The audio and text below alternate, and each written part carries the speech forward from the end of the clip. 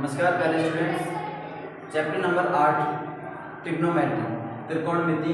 इस चैप्टर के अंदर हमने पहले लेक्चर के अंदर ट्रिग्नोमेट्री के जो बेसिक कॉन्सेप्ट थे उनके बारे में हमने पढ़ा और अब हम इस चैप्टर के अंदर जो पाइथागोरस थ्योरम है वो हमने पढ़ ली थी।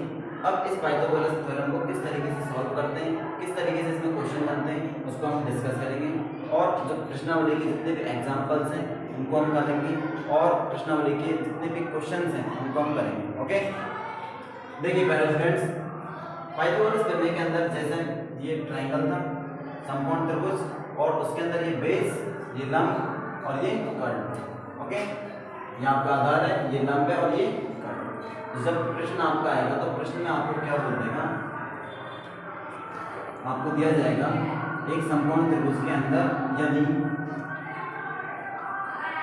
BC की वैल्यू मान लो आपको दे दी जाए 3 सेंटीमीटर, ओके, और लंब की वैल्यू आपको दे दी जाए AB,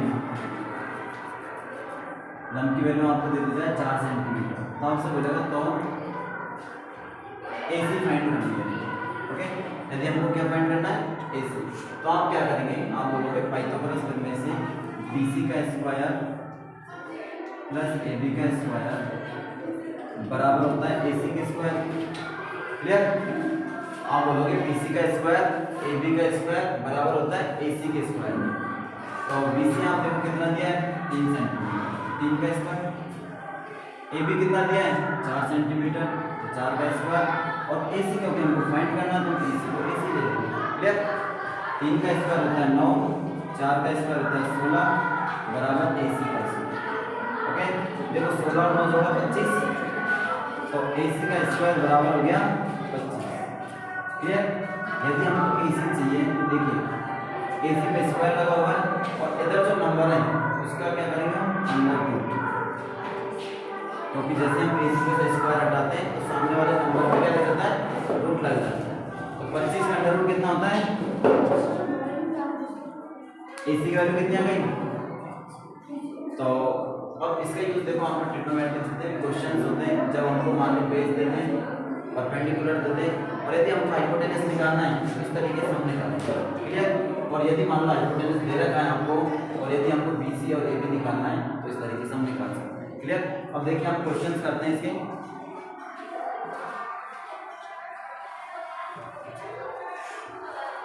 इसको आप राइट डाउन कर लीजिए। देखिए अब क्वेश्चन किस तरीके से बनेंगे। एग्जाम्पल नंबर 1 अपन डिस्कस करते हैं, जिसके अंदर दिया हुआ है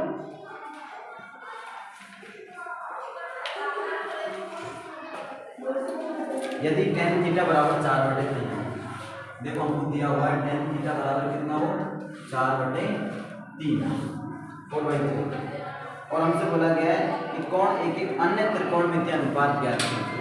देखिए अन्य त्रिकोणमितीय अनुपात का मतलब हमने जो 6 त्रिकोणमितीय अनुपात पढ़े हैं उनमें से एक तो हमको दे दिया है, बाकी बचे 5 ट्रिग्नोमेट्री रेशियो, उनको हमको फाइंड करना है। क्लियर? अब आप बोलोगे tan थीटा बराबर क्या होता है भाई, लंब अपॉन आधार, लंब बटे आधार। देखिए ये आपका यदि थीटा इसको हम बोलें तो इसके सामने वाले बचा लंब और ये हो गया आधार और ये हो गया, तो आप बोलोगे tan थीटा के अंदर ये हो गया लंब बटे आधार। आप देखो AB अपॉन BC बोल सकते हैं इसको। ये हमको दिया है 4/3, ये कितना दिया है, 4/3। अब देखो हमको क्या चाहिए, AC चाहिए, क्योंकि यदि हमको sin थीटा निकालना है, यदि हमको sin थीटा निकालना है तो क्या होता है, लंब बटे कर्ण। क्लियर? कितना होता है, लंब बटे कर्ण।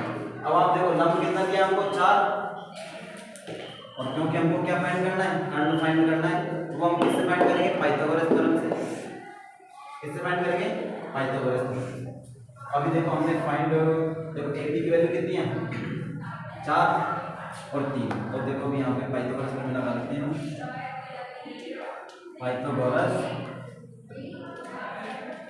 देखो पाइथागोरस प्रमेय से आप बोलोगे कि AB कितना है, 4 का स्क्वायर प्लस BC कितना है, 3 और हमको क्या चाहिए, AC।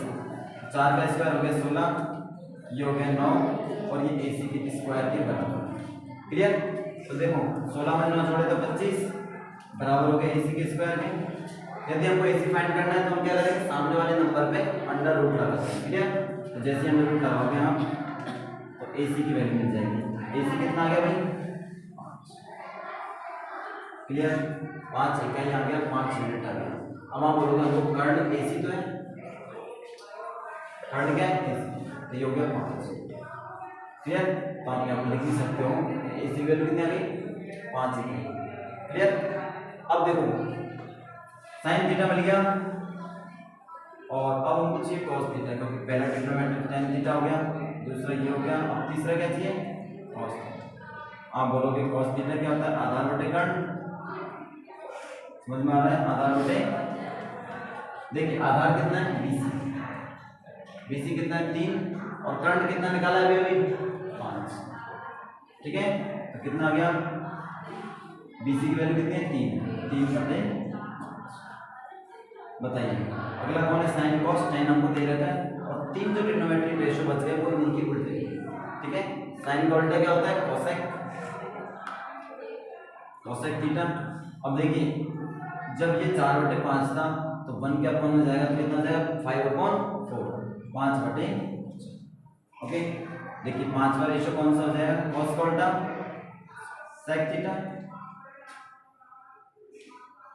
बराबर।